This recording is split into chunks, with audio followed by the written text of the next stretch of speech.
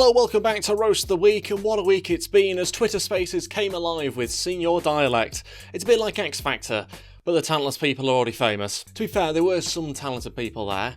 And Rylan. No, come on, he seems like a nice guy.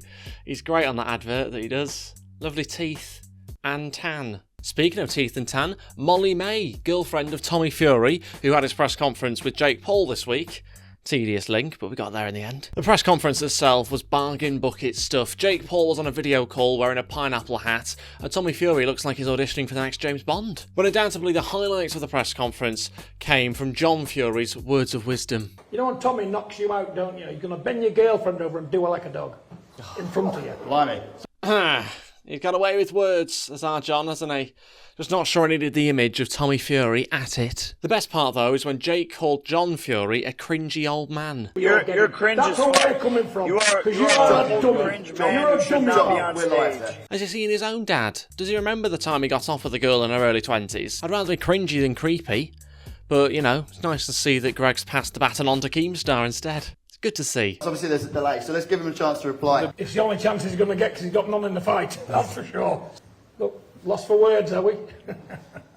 Jake Paul seemed to be struggling for comebacks during the press conference, so I've made some up for him. Okay? Forget Love Island. You step inside my ring. Oh, you enter Glove Island. Boxing glove. No? Okay. That's... Also this week, Shawn Mendes and Camila Cabello... Is it Camila Cabello? Camila... Who knows? They announced the breakup. I was distraught. That's them two making more music then. Get ready for some more generic heartbreak songs in 2022. You've got to cash in, haven't you? Otherwise, what's the point? What makes me laugh, though, is when people online get heartbroken for them. Oh, I started crying when I heard they're broken up. No. You're crying because you don't get out enough. Touch grass, touch curb, touch anything but your screens, for God's sake. And from heartbreak to heartmake. Pete Davidson and Kim Kardashian are now officially dating. Talk about punching. He's giving Mike Tyson a run for his money. But what I like most about Pete is he really gives guys like me hope. Turns out you can be desperately unfunny and still work in comedy. Who would have thought it? Yeah, really inspirational stuff. Cheers, Pete. But in all seriousness, if anyone deserves this, it's not Pete Davidson. He had his chance with Ariana Grande and he ballsed it up. And now a Kardashian, one of the main ones as well, not even Khloe. You've got yourself the Gary Barlow of the group. Fair play, that's all I've got to say. Enjoy it while it lasts, because it has left some people wondering, when will it end? Which is the exact same reaction I had to watching Red Notice. What a load of crap that was. This is Netflix's latest film starring The Rock and Ryan Reynolds. You sort of know everything about the film from the two lead actors. The Rock plays the big tough guy, and Ryan Reynolds plays the sort of funny guy that winds him up. Oh, God. I reckon there's forms of torture that are more pleasurable than that film. Anyone remember when James Bond got tied to a chair and had his balls whipped? To the right! That looks more fun, and to be honest, I'd rather not have kids if they're going to grow up in a world where Red Notice is given a budget of 200 million. I mean, some of that will have gone on hiring Ed Sheeran for a cameo, because, you know, you can get a video message nowadays from Nigel Farage for 70 quid. A performance from Ed Sheeran in person must have been at least 40. The rest was spent on roids. For Ryan Reynolds, obviously. No wonder there's nothing left for a scriptwriter. It's just an action film for kids. It made Harry Potter look realistic. I watched it on fast forward and it still dragged on. Something else that was equally as torturous this week was Boris Johnson's speech to business leaders, where he forgot his notes.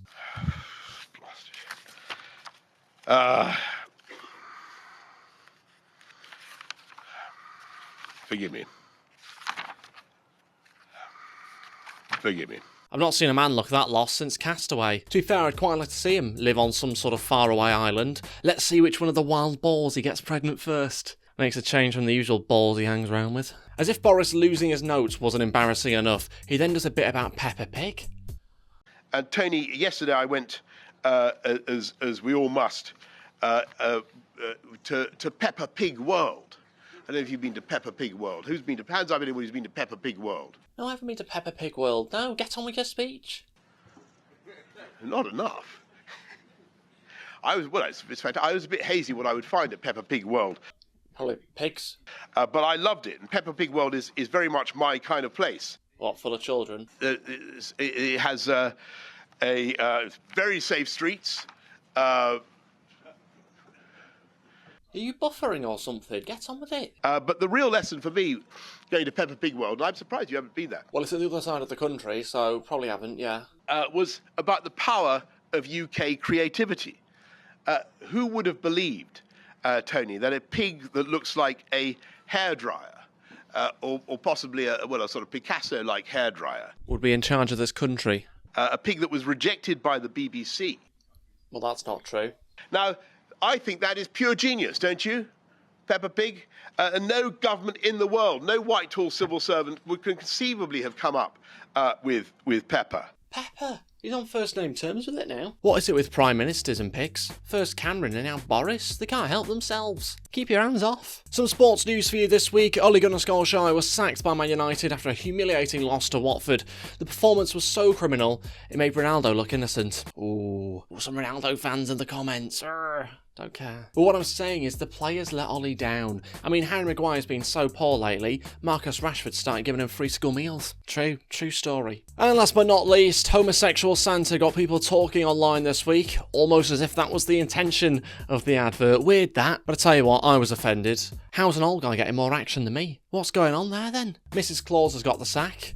So Santa's lover by the looks of it. Can't keep the hands off each other. What would Jesus say? I think we know what Jesus would say. He'd be crucified for his views, and so he should be. Let Santa live free. Come on. Right, that's it from me. Drop a like, subscribe, and check out my podcast channel. Link below. New episode every Monday, 7 PM. Cheers.